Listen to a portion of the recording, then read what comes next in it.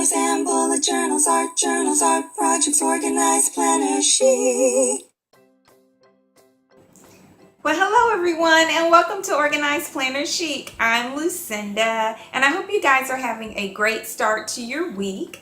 Well, for this episode of Make It Happen with Your Planner, I'm going to show you guys how I have put together a bullet journal inside of a traveler's notebook that I made the traveler's notebook years ago. You guys have actually seen this one in multiple videos, but I've put a bullet journal inside of it following this step that Boho Berry did some time ago. And I've got it in there to track for my Etsy business. And this will be the first video in a series on bullet journal. I'm not sure exactly what I'm going to call it. I guess you'll see it in the title, but something about bullet journals and traveler's notebooks and using them for a business. So this is part one, and I will just continue till I get through all the areas of my business and show you guys how I am keeping track of everything. Well, I hope you guys will enjoy this video, and also if you haven't subscribed already, please do so. I'm so happy to announce that I reached over 1,000 subscribers this week, or I guess that was last week, which is awesome. And my goal is to reach 1,200. So anything you can do to help with that would be amazing. Like it, comment, subscribe, share. All right, let's get to it. Guys, here is a bullet journal, which I made, like I said, years ago, and I'll link that video below. And it's made out of, it was originally a Mead calendar, the sleeve for it, and I used duct tape and, you know, some buttons and elastic and all that good stuff to make it. And so I just have a little orange, because just kind of going with this theme of this duct tape, little orange binder clip for the pen holder, and I've got a Sharpie pen in there. And so you can see this was the inside of the original Mead folder for the calendar. And so I just cover that with different color or different, design with orange in the background. And then I've got some washi tape just kind of taped around here. I'll show you real quick. Just when I need to cover something up, which I just made this was a file folder, and I just cut it for this shape and put washi tape around it. And then I've got some sticky pads with lines in it, which I think I got that from Dollar Tree. And I got the file folder that I used for that from Target, and the washi tape came from a planner group in Oklahoma City, which I miss everyone there so much. Oh my goodness, just shout out to everybody in OKC Plannerholics and in Melanated OK Planners, and gosh, I'm forgetting, Southwest OK Planner Society, all you guys, and Oklahoma Planner Addicts. I hope everyone is doing tremendously well. Okay, and then this is a bullet journal, which I didn't have the elastic on. This is a bullet journal that I got from Walmart. I showed you guys a blue one before, but I also got an orange one and a green one, and the green one will be in a different video. But I wanted to let you know it's a little bit, I think it's the same height. Yeah, it's the same height as an A5. So this is a Scribbles A5 bullet journal, and then it is about 5/8 of an inch shorter. No, is it about 5/8 of an inch? Yeah, I think it was about 5/8 of an inch shorter. I measured it last night. Then in width so 5/8 of an inch smaller in width than an A5. Okay, but it is dot grid and it works pretty well. So this is just the elastic left from whenever I tied the bullet journal into that elastic to have it inside of a traveler's notebook, which I got from Boho Berry. All right, so inside I've got that this one is my Lucindadori Planners bullet journal for my Etsy shop, and of course my contact now, my PO box and email are all public on YouTube and everywhere else, but also my phone number in case it's lost, and just put Etsy in there. And the brand for this at Walmart is called Exceed. I don't really like the fact that this is stamped across there because it is already imprinted on the back. I don't know, probably won't pick up on camera, but right across here you can feel that it says Exceed. So I may cover that up with something. And then I've got my index. So here in the index for on the left, and I just use some Tombow, not Tombows. I think I only have one Tombow here with me. My husband still has to send me all the rest of them that are at home, but in Oklahoma. But this, I use some Artist Loft dual brush markers, and then just some different colored pens from, I have some from, gosh, why can I never think of the name of anything when I'm doing a video? Some Jelly Roll pens, and then some faux Jelly Roll pens that I got from Target, actually. Just all different kinds of pens I used all throughout here. And so then I've got my index here, and I'll go through these different sections for you guys. And I just put some sticky notes for some things I need to add.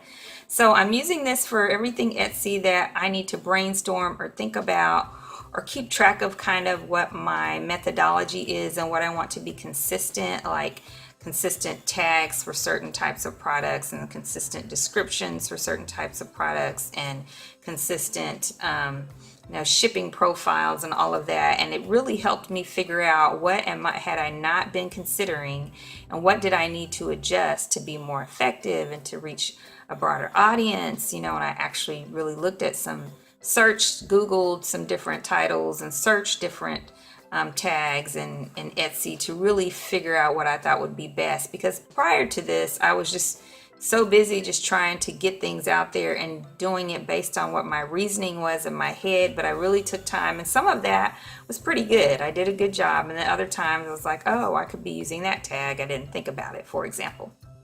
So I have a note here that says add product descriptions, and then add stickers to everything, because I did 4, I think, different categories of my products, and I didn't include stickers throughout as I was doing this. So I've definitely got traveler's notebooks, craft folders, dashboards. So traveler's notebooks, craft folders, dashboards, and journaling cards. And then stickers I left out, so I've got to add stickers to everything in here. My stickers are all electronic digital downloads, and maybe because that wasn't a tangible object that I didn't think about it as I was going through here.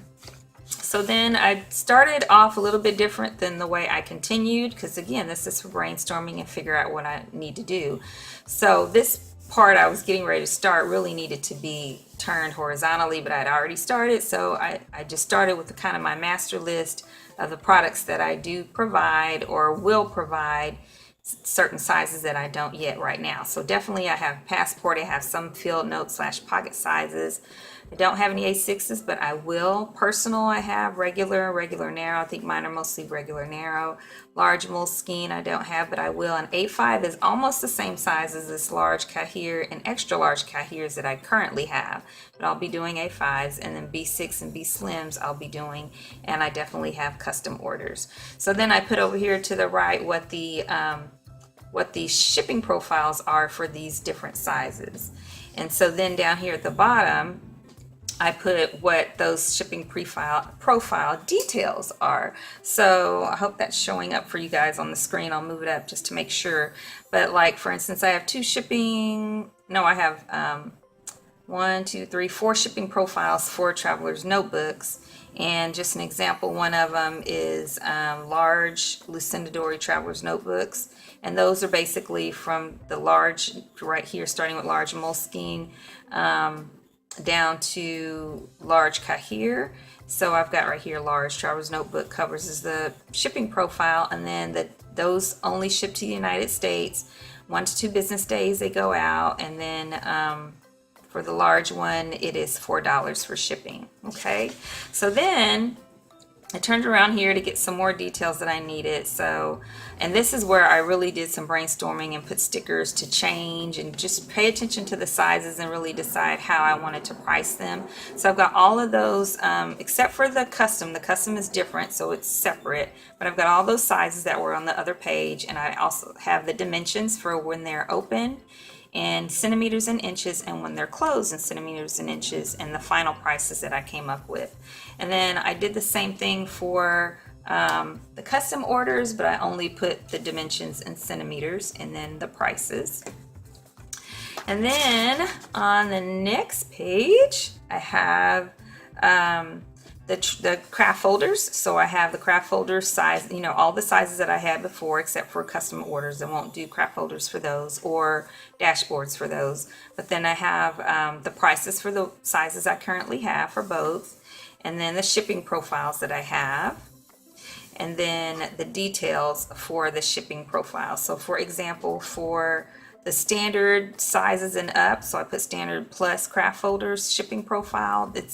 They go out domestic and international, 1 to 2 business days they ship, and $2 domestic and $6 international. Okay. All right, so I did that for the craft folders and the dashboards. And then for journaling cards, I just have one size right now in the shop, and then the price for that. And I thought about the price on here because I wanted to add shipping. I currently have free shipping, but I want to have free shipping sometimes and not all the time. So I changed the price and added created a shipping profile and added that. And I updated any changes on Etsy for all of this stuff as I was reasoning and thinking about it. I had to change some prices and I had to add some options and that kind of stuff. Okay, and then here on the right, I've got tags. So I started thinking about, I actually had some standard tags, and I had, shipping profiles and all that already. I just thought about them more and assessed more what I really wanted to do and what was most effective for me for business profit and what customers might be willing to pay. And I just took some time, a little bit more time than I had before. By writing it all out, it just helped me visualize it better. And so here, I already had tags, and I save all that, so I have descriptions and tags and things like that in my phone because I tend to upload, take pictures and all that for my Etsy shop on my phone, and then I just copy and paste and make the changes as I need to. But you never know if your phone's gonna die. But I really prefer to do things on my phone. Unless I can't, then I'll do it on my computer. So I thought, by writing it down, it'll also help me see it just helps me think better, see things that maybe I need to consider to be options that I hadn't done before. And it forced me to search things, like I said, on Google and just search them on Etsy to see if I should change any of my tags to be more effective. So here's some of the tags for Traveler's Notebooks. And I still need to do them, but I put a place for craft folders and dashboards. And there's the ribbon from the bullet journal from Walmart. And then journaling cards, so I'll do those tags. And I left room, you'll see, in different places for as things change, or if as products change in the industry, I'll have room for that.